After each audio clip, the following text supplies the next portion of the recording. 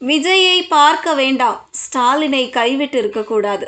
ராகுலிடம் எகிறிய பிரியங்கா காந்தி.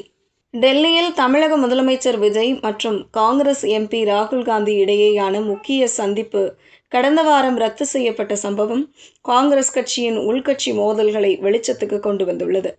திமுகவுடனான நீண்டகால கூட்டணியை முறித்துக்கொண்டு தமிழக வெற்றிக் கழகம் தலைவர் விஜய்க்கு ஆதரவு அளித்த காங்கிரஸ் முடிவு இன்னும் முழுமையாக நிர்வாகிகளால் ஏற்றுக்கொள்ளப்படவில்லை என்பதை இந்த நிகழ்வு உறுதிப்படுத்தியுள்ளது.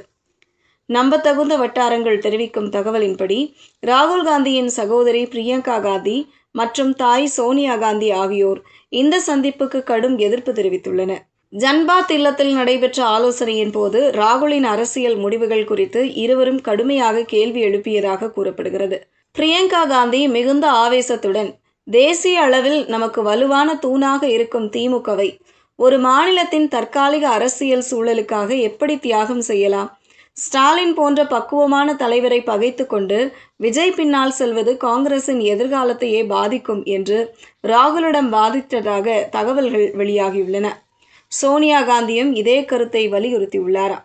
தமிழக காங்கிரஸ் தொண்டர்களின் அழுத்தத்திற்கு பணிந்து எடுக்கப்பட்ட இந்த முடிவு 2029 நாடாளுமன்ற தேர்தலில் பெரும் பின்னடைவை ஏற்படுத்தும் என்றும் வடமாநிலங்களில் பிராந்திய கட்சிகளுடனான நம்பகத்தன்மையை சிதைக்கும் என்றும் எச்சரித்துள்ளார்.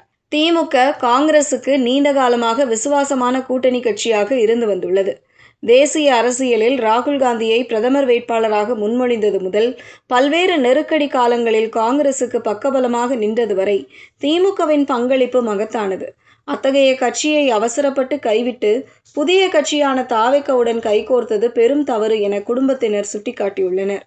முதலமைச்சர் விஜய், பிரதமர் நரேந்திர மோடி மற்றும் நிதியமைச்சர் நிர்மலா சீதாராமனை சந்தித்த அதே நேரத்தில் ராகுல் காந்தியுடனான சந்திப்பு ரத்து செய்யப்பட்டது தற்செயலானது அல்ல.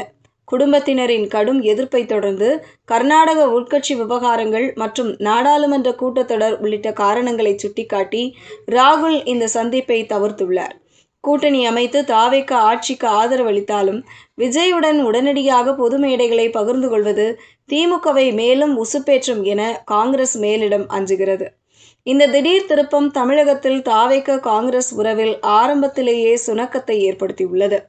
முதலமைச்சர் விஜய் ஜூன் 11 அன்று மீண்டும் டெல்லி செல்ல உள்ள நிலையில் அதற்குள் பிரியங்காவும் சோனியாவும் ராகுலை சமாதானப்படுத்துவார்களா அல்லது திமுகவுடன் ரகசிய பேச்சுவார்த்தைகளை தொடங்குவார்களா என அரசியல் வட்டாரங்கள் தீவிரமாக விவாதித்து வருகின்றன.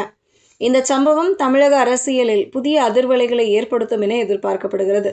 காங்கிரஸ் கட்சியின் உள்கட்சி சமன்பாடுகள், குடும்ப அரசியல் மற்றும் தென்னிந்திய கூட்டணி உத்திகள் ஆகியவை எப்படி மாறும் என்பதை அடுத்த சில நாட்களே தீர்மானிக்கும்.